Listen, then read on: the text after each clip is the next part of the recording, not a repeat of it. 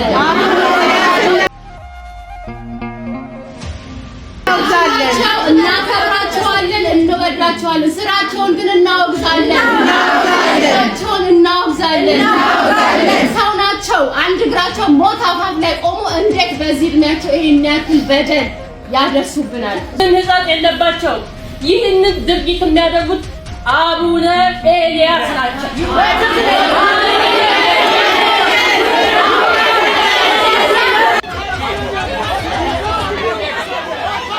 ያሳዝናል። አቡነ ኤርሚያስ አምርረው አለቀሱ። በትውልዱ ተስፋ የቆረጡ ይመስላል። በውጭ የሚኖሩ ሰዎች የሚገርመኝ ሂደት አላቸው። ኢትዮጵያን የሆነ ነገር ያደርጋሉ፣ ይሟገታሉ። መጨረሻ ሲሞቱ ለምን ቅበሩን ይላሉ። እኔ የምለው የዚህን ሰው ወደ ገደለው እንግባ። በጣም የገረመኝ አባባል ዳንኤል ክብረት። ሰላም ጤና ይስጥልኝ። ውድና የተከበራችሁ የንቁሃን ሚዲያ ቤተሰቦች እንደምን አላችሁ? እንደምስቆያችሁ እኔ አለሁ እግዚአብሔር ይመስገን። በያላችሁ በሰላም ክርስቶስ ብዛላችሁ ትሏችሁ ውድቻችን በድጋሚ እጅግ ሰበር በሆነ መረጃ ተመልሼ መጥቻለሁ። ዛሬ ቪዲዮ የሚመለከተው እንግዲህ ከውጭ የተሰማ አንድ እጅግ አሳዛኝ የሆነ መረጃ አለ፣ አስደምጣችኋለሁ። እንግዲህ የኒውዮርክና የግሪክ ሊቀ ጳጳስ የሆኑት አቡነ ኤልያስ ላይ ከፍተኛ ተቃውሞ ተቀስቅሷል። በግሪክ ያለው ኦርቶዶክሳውያን ምዕመናን ከኋላ እንዳያችሁት ማለት ነው። እንግዲህ እንደሚያሳየን ቪዲዮ ከፖሊሶች ጋርም ግብግብ የፈጠሩ እንደሆነ ነው የሚያሳየው። ያሳዝናል። ቤተክርስቲያን ዛሬም በውስጥ ካሉት አካላት በውጭም ካሉት አካላት እየተፈተነች ነው የሚገኘው ማለት ነው። የተፈጠረውን ነገር በደንብ እናየዋለን። እንደሚታወቀው እንግዲህ የግሪክ ኦርቶዶክሳውያን ሁላችሁም እንደምታውቁት ቤተ መቅደስ ሲገቡ ከነጫማቸው ነው የሚገቡት፣ አያወልቁም። በታሪክ እንደምናውቀውም ግልጽም የሚታይ ነገር ስለሆነ ማለት ነው። እንግዲህ የኢትዮጵያ ኦርቶዶክስ ግን አይቻልም። ቤተ ክርስቲያኑ ከተመረቀ በኋላ ጳጳሳቱ በቅባ ሜሮን ከባረኩት በኋላ ጫማ ተወልቆ ነው የሚገባው። እሱም መጽሐፍ ቅዱሳዊ መሰረትን በመከተል ማለት ነው። ሁላችንም እንደምናውቀው ኦሪት ዘጸአት ላይ ምዕራፍ 3 እግዚአብሔር ለሙሴ እንዲህ አለ ይላል፣ እነሆ ወደዚህ አትቅረብ፣ የቆምክባት ስፍራ የተቀደሰች መሬት ናትና ጫማህን አውልቅ ብሎ እንግዲህ ተጽፏል ኦሪት ዘጸአት ላይ ማለት ነው። ታዲያ ይህንን በማስመልከት የኢትዮጵያ ኦርቶዶክስ ተግባራዊ ታደርገዋለች ማለት ነው። እንግዲህ በግሪክ የግጭቱ መንስኤ የሆነው ይህ ነው። ብፁዕ አባታችን ብፁዕ አቡነ ኤልያስ የላኩት አዲሱ ካህን ከነጫማው ቤተ መቅደስ ውስጥ ገባ። እነሱ ባይተው ተቃውሞ ቀሰቀሱ።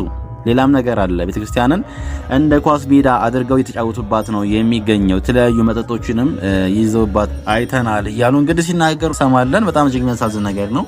መረጃው ሙሉ አስደምጣችኋለሁ። በጣም እጅግ ያሳዝናል፣ እውነት ለመናገርላችኋለሁ። በተጨማሪ ደግሞ ዲያስፖራዎች ሀገር ውስጥ አይቀበሩም እያሉ ይገኛሉ እነ ዳንኤል ክብረት ከዚህ በኋላ ማለት ነው። ይህ መረጃ አስደምጣችኋለሁ። በጣም እጅግ አነጋጋሪ የሆነ መረጃ ነው። ዲያስፖራ በውጭ ከሆነ በዛ በውጭ ይቀበር፣ ለምን ሀገር ውስጥ መቀበር ብቻቸውን አደረጉ የሚል ጥያቄ የተነሳ ይገኛል። በጣም ብዙዎችን እያነጋገር ያለ ቪዲዮ ነው። ከዚህ ቪዲዮ እንጀምራለን። ተከታተሉ። ሌላም ቪዲዮ አለ። ብፁዕ አባታችን ብፁዕ ቅዱስ አቡነ ኤርሚያስ የሚኖሩ ደቡብ ወሎ ሀገረ ስብከት ሊቀ ጳጳስ እንግዲህ ሰሞኑን በተፈጠረው ነገር አይታቸዋል። አንድ ካህን በግፍ ተገለዋል በጥይት በመኖሪያ ቤታቸው። የወልዲያ መድኃኔዓለም ካቴድራል አስተዳዳሪ የሆኑ አባት እንግዲህ በግፍ እንደተገደሉ ይታወሳልና ያን አስመልክቶ ብፁዕ አባታችን ብፁዕ አቡነ ኤርሚያስ እጅግ አዝነው አልቅሰው ያስተላለፉት መልእክት አለ። እውነት እላችኋለሁ በጣም እጅግ ያሳዝን ነገር ነው። መረጃ አስደምጣችኋለሁ። በቅድሚያ ከዲያስፖራ ቪዲዮ እንጀምርና ወደ ግሪክ የተፈጠረውን ነገር ማሳያችሁ ይሆናል። በውጭ የሚኖሩ ሰዎች የሚገርመኝ ሂደት አላቸው። ኢትዮጵያን የሆነ ነገር ያደርጋሉ፣ ይሟገታሉ። መጨረሻ ሲሞቱ ለምን ቅበሩን ይላሉ። ዲያስፖራው በኖረበት ሀገር መቀበር አለበት ሲሉ ዲያቆን ዳንኤል ክብረት ተናገሩ። የጠቅላይ ሚኒስትሩ የማህበራዊ ዘርፍ አማካሪ ዲያቆን ዳንኤል ክብረት በውጭ ሀገራት በሚኖሩ ኢትዮጵያውያን ዲያስፖራዎች ላይ ጠንከር ያለ ትችትን ሰንዝረዋል። አማካሪው ዲያስፖራው በሀገሪቱ ጉዳይ ጣልቃ መግባት እንደሌለበትና በሞት ጊዜም በኢትዮጵያ የመቀበር መብት ሊኖረው እንደማይገባ ገልጸዋል። ዲያቆን ዳንኤል በንግግራቸው ዲያስፖራው የሀገሪቱን ችግርና መከራ ሳይጋራ ቆይቶ መጨረሻ ላይ ኢትዮጵያ ውስጥ ቅበሩኝ ማለቱ ተገቢ እንዳልሆነ አመላክተዋል። ለተጨማሪ መረጃ ፎሎ ማድረጋችሁ እንዳዘነጉ። ኦኬ ጋይስ፣ መረጃው እንደሰማችሁት ነው። እንግዲህ ዳንኤል ክብረት በዲያስፖራ ላይ ያደረገውን ንግግር ከፍተኛ ትችት እያስተናገደ ይገኛል ማለት ነው። በዚህ ሰዓት በጣም ብዙዎች የተቃወሙት ይገኛል። አነጋጋሪ የሆነ ርዕስ ነው። ይህን አስመልክቶ ዮኒ ማኛ ምላሽ ሰጥቶበታል። ይህን ቪዲዮ አሳያችሁና ግሪክ የተፈጠረውን ነገር ማሳያችሁ ይሆናል። እኔ የምለው የዚህን ሰው ወደ ገደለው እንግባ። በጣም የገረመኝ አባባል ነው። ዳንኤል ክብረት ያለው ምንድነው? ለምንድነው አሜሪካ ያላችሁ የአሜሪካ ዜግነት የወሰዳችሁ፣ አውሮፓ ያላችሁ የአውሮፓ ዜግነት ያላችሁ ስለ ኢትዮጵያ ድምጽ የምትሆኑት ኢትዮጵያን የምትተቹት ምን ስለሆናችሁ ነው? እንዲሁም ስትቀበሩ ወደ ሀገራችን መጣችሁ ልትቀበሩ የምትሉት ምንድናችሁ ያለ እየተናገረ ነው። አንዳንዴ ትልቅ ሰው ሲቀል ያሳዝናል። አሁን ለምሳሌ አቢቹ ወይም ዶክተር አብይ ቢለው ያምርበታል። ለምን ብትለኝ ሀገር መከላከያ ውስጥ ለረጅም ዓመታት ከ14 ዓመት ጀምሮ ሲሰራ ነበር። ጥሩም ሰራ አልሰራ እሱ ሌላ ጉዳይ ነው። አንተ ግን እስቲ እንነጋገር። ሀገርን የምንዋጋው ጠላት ቢመጣ እንደምናረገው እኛንን ካልክ አንድ ቀን ለሀገር ብለ የተዋጋውን ቦታ አሳይ። አንድ ቀን ስለ ሀገር ብለ የተዋጋውን ስለ ሀገር ብለ ምን ያረከውን አንድ ቀን አሳይ። አየ ችግሩ ምንድነው? አንዳንድ ሰዎች ራሳቸውን የሆነ ቦታ ያስቀምጡትና ጀግና እንደሆኑ ያስቀምጡትና ሌሎችን ለማጣጣል ይሞክራሉ። ሌላው ዲያስፖራው ለጥቅም ለእርዳታ ጊዜ ያልተጠየቀበት ዘመን አለ። አብዛኛው ኢትዮጵያ የሚኖረው በዲያስፖራው እርዳታ ነው። እውነቱን ልንገር፣ አልበለዚያማ በኢትዮጵያ ደሞዝ የትኛው የመንግስት ሰራተኛ ሊኖር ይችላል? የትኛው? ስለዚህ አንዳንዴ የኢትዮጵያ ህዝብንና ዲያስፖራውን ለመነጠል የምትሰሩት ስራ እጅግ የሚያሳዝን ነው። አንድ ሰው ብልጽግና መደገፍ ይችላል፣ አለመደገፍ ይችላል። ምን አበሳጨ? ምን አናደደ? ምን ብልጽግና አንተ በምታምረው ክርስቶስ ነው። እንኳን ብልጽግና ክርስቶስ ሲመጣ የደገፉት ያልደገፉት ሰዎች ነበሩ። እንዴት ነው ብልጽግና ካልተደገፈ ምን ካልተደገፈ ዜግነት የላችሁ የምትለው? ምን አይነት ነገር ነው? የሚገርምና በጣም አሳፋሪ መሆኑን የምነግርህ ሌላው አሜሪካ ዜጎቿ ሌላ ሀገር ሲኖሩ አንድ ነገር ኢመርጀንሲ ቢኖር በሙሉ አሜሪካ ኤምባሲ እንዲገኙ ሁሉንም አይነት ትሪትመንት አድርጎ ወደ ሀገራቸው ዜግነታቸው ተከብረው እንዲኖሩ ያደርጋል። not only Americans but everyone else do the same thing። ሌሎቹ አውሮፓ ብትል ዜግነት ያላቸው በሙሉ ሌላ ሀገር ሄደው የሆነ ችግር ቢፈጠር የሆነ ነገር ቢፈጠር ለዜጎቻቸው የሚያደርጉት ጥንቃቄና ለዜጎቻቸው ያላቸው ክብር የተለየ ነው። ኢትዮጵያ ጭራሽ ሬሳ እንኳን እንዴት ነው የሚቀበርላችሁ እያልክ ትላለና እንደዚህ አይነት አሳፋሪ ንግግሮች በብዛት ባለስልጣን በተማሩ መሀይማ ተምረው እንዳልተማሩ የሚያስቡ ሰዎች ሁልጊዜ ይናገራሉ። ዳንኤል ክብረት አስተውል፣ እንደ ቃቃ አታስብ። ዛሬ አንተ ፓርላማ ውስጥ ባትኖር፣ አንተ የፓርላማ ተጠቃሚ ባትሆን ኖሮ ተመሳሳይ ተቃውሞ ታነሳ ነበር። ጥያቄ ነው የሚጠየቀው መንግስት። ህዝቡ ከአንድ ቦታ ወደ አንድ ቦታ መሄድ አልቻለም። ህዝቡ ሰላም አላገኘም። የህዝብ ጥያቄ አልተመለሰም ነው። ይሄን መጠየቅ ወንጀል ነው። ኢትዮጵያ ሆኖ አንድ ጥያቄ ለሚጠይቅ ምን ይደረጋል? ወዲያው እስር ቤት ነው የሚገባው። አንድ ጥያቄ መንግስትን ወይም ምንም መተቸትም መቃወምም አትችልም ኢትዮጵያ ውስጥ ሆነ። ለዚህ ነው አሜሪካን ያለው አውሮፓ ያለው በነፃነት ሀሳባቸውን የተነገራቸውን በግልጽ ቋንቋ የሚናገሩት። ስለዚህ እንዳንተ አይነቱ አሸርጋጅ እጅግ አድርጎ ያሳዝነኛል። በጣም ነው የሚያሳፍረውና ብታስተውል ጥሩ ነው ለማለት ነው። ስለዚህ በማስተዋል ተናገር። እንደዚህ አይነት እቃ የሚጫወት ተራ ሰዎች የሚያመጡት ሀሳብ በጣም አይመቸኝም። ስለዚህ አስተካክለው። አመሰግናለሁ።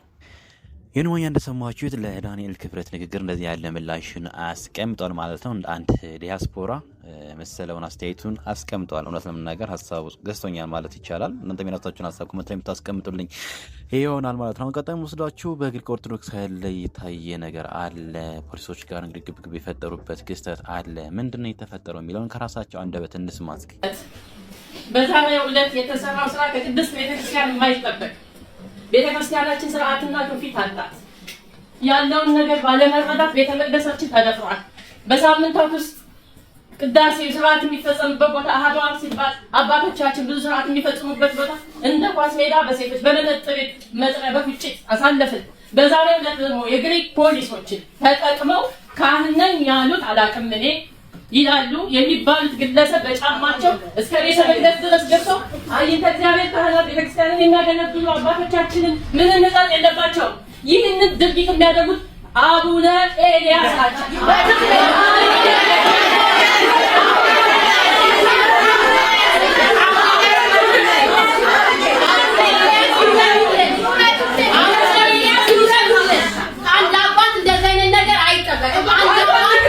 ውሃ ወደ ላይ አይፈስም። አይነው ስርዓት ቤተክርስቲያን አላት።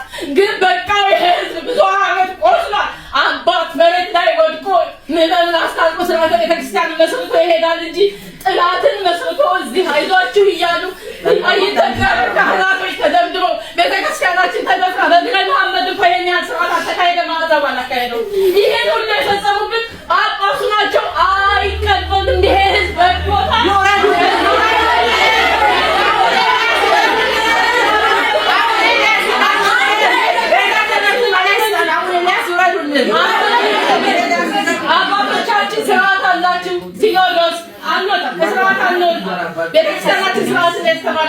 ስንዱም መቤት ናት። ከቤተክርስቲያናችን ስርዓት አንወጣም። እንደ ስርዓቱ ግን ህዝብ የወደደውን ነው ይላል። ፍትሐ ነገሥት ፍትሐ መንፈስ ቅዱስ ይላል። እናንተም ታውቁታላችሁ፣ እኛ ትንሽ እንሰማን ከእናንተ። ስርዓቱ ይጠበቅልን። ብፁዓን አባቶች ይድረስ ለጠቅላይ ቤተ ክህነት ብፁዕ ቅዱስ አባታችን አቡነ ማትያስ፣ ምክትል አቡነ ሳዊሮስ፣ አቡነ ዲዮስቆሮስ በውስጣው ብቻዋለሁ ስርዓት ፈርሳ ቤተክርስቲያናችን ከዚህ በኋላ መፍትሄ ስጡን። ይህ ህዝብ እያለቀሰ ነው።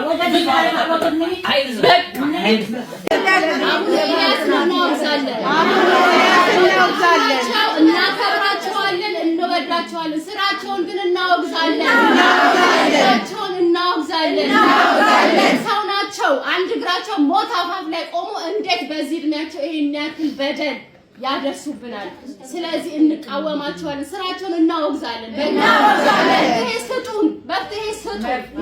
ከዚህ በፊት አባቶች ልካችሁልናል። ጳጳሳት ግን ምንም መፍትሄ አላደረጉልንም። ችግሮቻችንን የባሰ አስተሳስረው ነው የሄዱት። ስለዚህ እባካችሁ አባቶቻችን በፍቅር እንለምናችኋለን። እኛ ልጆቻችን ጎንበስ ብለን መፍትሄ ስጡን። በቃ መፍትሄ ስጡን። አባቶቻችን መጥተው 3 አባቶች ተልከው አንዱ አቡነ ኤልያስ ናቸው። ምሳና እራት እንድንመግብ ከተመደቡት መሀል አንዷ እኔ ነኝ። አባቴ ያቆኛል። እኔ ነኝ አጸደ ማርያም። ምን ነበር ያልኩት? አባታችን እኛ 10 ዓመት ሙሉ ተቆሳስለናል። ቀስ ቀስ እያልን እንድንታረቅ እነሱም በበዓታቸው እኛም በበዓታችን እኛ አብረን ስለበላን ስለጠጣን ልጆች አብረን ስላሳደግን ቀስ እያልን እንስማማለን። እንዴት በአንድ ጊዜ መጥተው ይግቡ ብለው ይሉናል? አባ ግድ የሎትም። እንደገና ደግሞ ቤተክርስቲያን ትስፋ፣ ክርስቲያን ይስፋ። አባታችን እነሱም በዛ ባሉበት ሆነው እያንዳንዳችን የሁለት የሶስት ወር ደሞዛችንን ሰጥተን ሌላ ቤተክርስቲያን እንስራ፣ ክርስቲያን ይስፋ፣ እናግዛቸው፣ ይቋቋሙ እነሱ ብያላልኩትም አባ ብዮታለሁ። አባታችን ይኸው እንደዛ አድርገው ጥላውን ሄዱ። በየጊዜው ቤተክርስቲያን ትደፈራለች፣ በየጊዜው እንደበደባለን፣ በየጊዜው የመጨረሻ የዛሬ ሳምንት ፊሽካና ፉጨት ነበር አባታችን። ይሄንን አንድ ክርስቲያን ከሚያይ ሞት ይሻለናል። የምንሄድበት እኛ ዱርዬዎች አይደለንም። ብዙ ጊዜ ዱርዬዎች አይደለንም። አባቶቻችን ልጆች ወልደን ያሳደግን፣ ኢንጂነር ልጆች ያደረስን፣ ዶክተር ልጆች ያደረስን፣ የልጅ ልጆች ያየን እኛ የተከበርን ሰዎች ነን። እኛ ዱርዬዎች አይደለንም። የሃይማኖት ነገር ይዞን ነው እዚህ የምንመጣው። አይ ካላችሁ ሃይማኖቱ ለእናንተ አይገባም ካላችሁ የት እንደምንሄድ ንገሩ። አሁን ያለን እድል ሃይማኖታችንን ጥሎ መሄድ ነው። ይሄን ነው የምሎት አባታችን። ለጠቅላይ ቤተ ክህነትና ለአባቶቻችን የምናገረው ለቅዱስ ሲኖዶሱ ከእግዚአብሔር በታች ያሉት እነሱ ናቸው ችግራችንን ሊፈቱልን የሚችሉት። በግሪክ ሀገር ላይ ስንኖር 30 ዓመት 40 ዓመት ሲኖሩ ቤተክርስቲያን ሰርተው አያውቁም። ዳዊት ቤተ መቅደስ ሊሰራ ስላልተፈቀደለት በሰለሞን ተፈቀደለት። እኒህ አባት መጥተው ቤተ መቅደስ ቤተክርስቲያን ሰሩልን በ2 ዓመት ውስጥ። አሚን እሰይ ብለን ደስታችንን ሳናጣጥም እንደገና ቤተክርስቲያናችን ተዘግታ ችግር ላይ ወድቀናል። እንደ አንድ ኦርቶዶክስና እንደ አንድ ምእመን የራሴን የምናገረው ማለት ነው፣ በራሴ የምናገረው እባካችሁ ችግራችሁን ፍትልን። አረብ ሀገር 3-4 ቤተክርስቲያን እየተሰራ ግሪክ ሀገር ላይ ተቀምጠን አንድ ቤተክርስቲያን እሷን እናዘጋ። በእናንተ በአባቶች ምክንያት በአባቶች ችግር መፍትሄ የሚሰጠን አባት እኛ ምን እናድርግ? ያለው በሰው ሀገር ላይ ነው። ሰው ሀገር ላይ እየሰራን እንዲህ እየሆነ መልሰን ደግሞ አንድ መተን ችግራችንን ለጤናችን ለሁላችን የምንለምንባት ቤተክርስቲያን ትዘጋብን።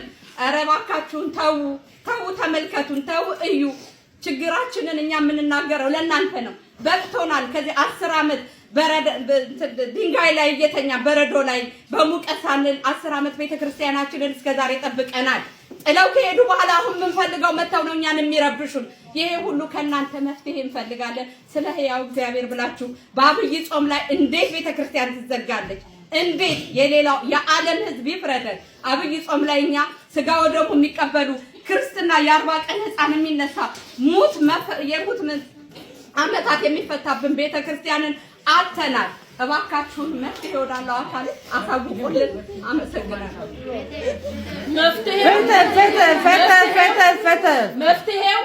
መፍትሄው ብፁዕ አባታችን አቡነ ኤልያስ ይቅርታ ቅዱስነቶ አይለ ብፁዕነቶ አይለ ይነሱልን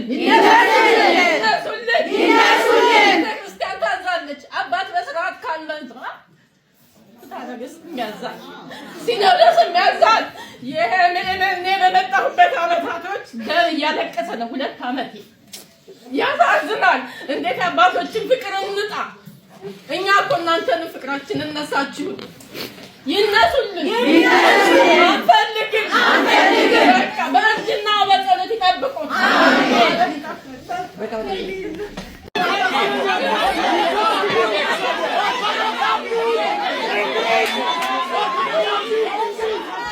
ኦኬ ኦርቶዶክሳን እንዳያችሁት ነው እንግዲህ በጣም የሚያሳዝን ነገር ነው ያየን ያለ ነው። በግሪክ ያሉ ኢትዮጵያ ኦርቶዶክስ አማኞቻችን እንደምታዩት ከፖሊስ ጋር በእንደዚህ ያለ መልኩ ግብግብ ፈጥረዋል። ሙሉ ሰምታችሁት ከሆነ የተረዳችሁት ይመስለኛል የተፈጠረው ነገር። መጀመሪያም ትንሽ ብያችኋለሁ። ነገሩ እንደዚህ ነው እንግዲህ የግሪክ ኦርቶዶክሳውያን እንደምታውቁት በታሪክም ቢሆን እዛ ያሉ ኖርማል የግሪክ ኦርቶዶክሳውያን ቤተመቅደስ ከነጫማቸው ነው የሚገቡት ማለት ነው። ነገር ግን የኢትዮጵያ ኦርቶዶክስ ተዋሕዶ ክርስቲያን አማኞች ይህን ፈጽሞ አንፈቅድም፣ አይቻልም። እሱም መጽሐፍ ቅዱሳዊ መሰረትን በማድረግ ማለት ነው። ቅድም መጀመሪያ እንደነገርኳቸው ኦሪት ዘጸአት ላይ ምዕራፍ 3 ላይ ማንበብ ትችላላችሁ። ይህ የተቀደሰ ስፍራ ነውና ጫማን አውልቀህ ግባ ነው የሚባለው። ስለዚህ ስነ ስርዓት እኛ እንተገብረዋለን። ግሪክ ያለ ኦርቶዶክሳውያን ግን አይተገብሩትም፣ የግሪክ ኦርቶዶክሳውያን ማለት ነው። ነገር ግን እዚህ ጋር እየተፈጸመ ያለው ግፍ በጣም እጅግ የሚያሳዝን ነገር ነው። የኢትዮጵያ ኦርቶዶክስ አማኝ ያሉ በግሪክ ኦርቶዶክስ ያሉ ናቸው እነኚህ ምእመናን። ይህን ነገር ደግሞ የኢትዮጵያ ኦርቶዶክስ ክርስቲያን ፈጽሞ ስለማትቀበል እነኚህ ምእመናን በጫማ አንድ ካህን ቤተ መቅደስ ውስጥ ይገባል። በጣም ብዙ ነገሮች ሲደረግ ያዩትና ፉጨት ውካታም ጭምር ቤተ መቅደስ ውስጥ ሲያደርጉ ያዩና እንግዲህ አላስችላቸውና ምንም ብንሆን እኮ ስለ መጽሐፍ ቅዱስ እናቃለን፣ ስለ ቤተክርስቲያናችን ስነ ስርዓት እናቃለን፣ ይህ አይናችን እያየ በእኛ ዘመን ፈጽሞ አንፈቅድም ብለው ተቋሙ ይወጣሉ። አባታችን ብፁዕ አቡነ ኤልያስንም በማውገዝ ጭምር ይህንን መልእክታቸውን እያስተላለፉ ይገኛሉ።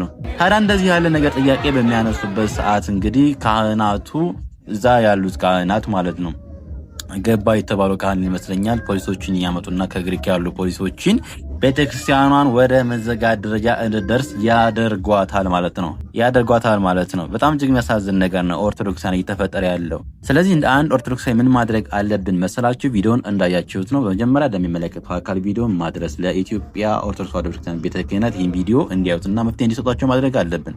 ምዕመኑ ተማሯል። በእንደዚህ ያለ ትርክስክስ ምክንያት ምዕመኑ ሃይማኖት ላይ ጥያቄ እንዳነሳ መደረግ የለበትም። ሲቻል ወንጌልን በስፋት መሰበክ እያለበት እነሱ ያነሱ ጥያቄ የተናገሩ ያለው ሀሳብ ትክክል ሆኖ ሳለ ወንጌል መስፋፋት እያለበት ሳለ እንደዚህ ያለ ነገር ፈጥረው ቤተክርስቲያኗን መዝጋት በፖሊስ ማሸግ ማለት በጣም እጅግ የሚያሳዝን ነገር ነው። እባካችሁ ለሚመለከተው አካል አድርሱልኝ ማለት እወዳለሁ ማለት ነው። ኦርቶዶክሳውያን አሁን ቀጣይ ወስዳችሁ ብፁዕ አባታችን ብፁዕ አቡነ ኤርሚያስ የሰሜን ወሎ ደቡብ ወሎ ሀገረ ስብከት ሊቀ ጳጳስ በጣም እጅግ አዝነው የተናገሩበትን ቪዲዮ ነው ማሳያችሁ። ያሳዝናል። አቡነ ኤርሚያስ አምርረው አለቀሱ። በትውልዱም ተስፋ የቆረጡ ይመስላል። በወልዲያ የደብር አስተዳዳሪው በተተኮሰበት ጥይት ህይወታቸው አልፏል። እና አገልግል ብዬ ጠራኋቸው። ስራ ተውኳ አልነበረም ያመጣኋቸው። የሚበሉት አጥተው አልነበረም ያመጣኋቸው። እንዴት አይነት ተስፋ የሚያጨልም ትውልድ ነው።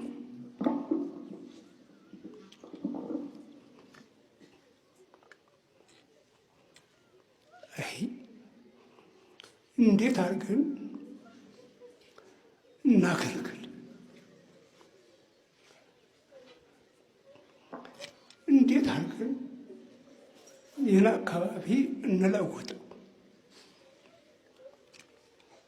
ስራ ተውኳ አልነበረም ያመጣኋቸው። የሚበሉት አጥተው አልነበረም ያመጣኋቸው።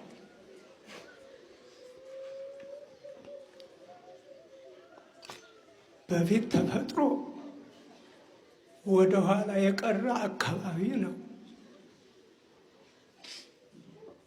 ለብዙ አካባቢዎች አገልጋዮች ሰጥቶ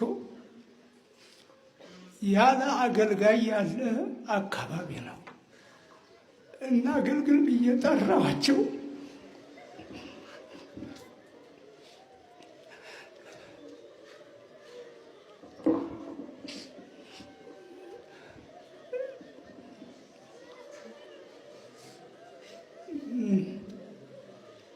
እናገልግል።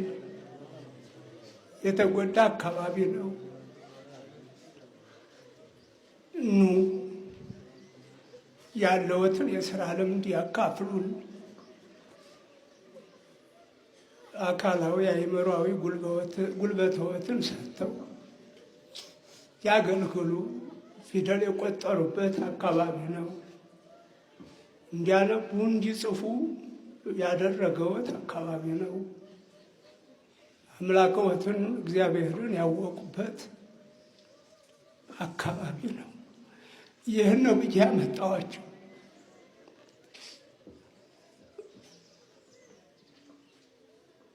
ከዚህ ዓላማ ውጭ ሌላ ስራ አልነበራቸውም።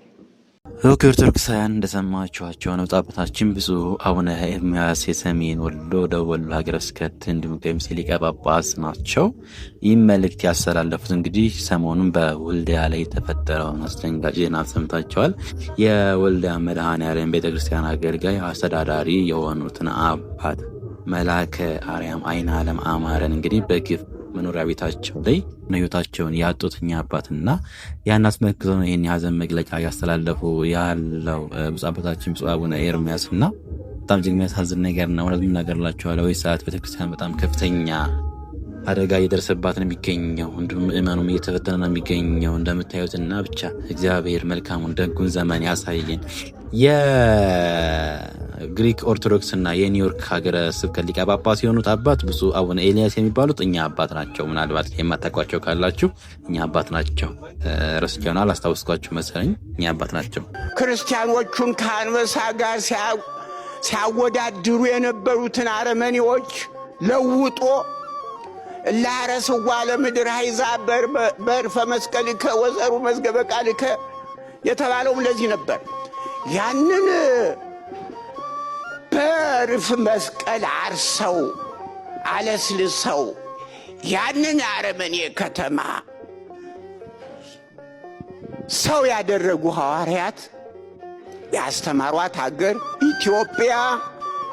ኢትዮጵያ የነ ማቴዎስ የነ ቅዱስ ማቴዎስ አገር የቅዱስ ማቴዎስ አጽም ያረፈባት ኢትዮጵያ ስደተኞቹን ተቀብላ ተሳቱ ቅዱሳንን ተቀብላ አባቶች ትል የነበረች ኢትዮጵያ እግዚአብሔር ይባርክናል። እናቴ እግዚአብሔር ከእናንተ ጋር ሲክበለው እናት ባለጸጋ ፈወስከኝ በደማጋ በባህሪ ባለጸጋ ፈወስከኝ በደማጋ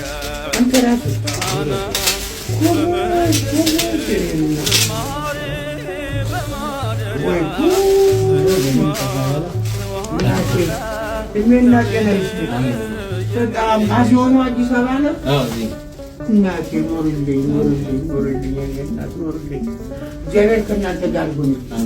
አሁን ሌላ ጊዜ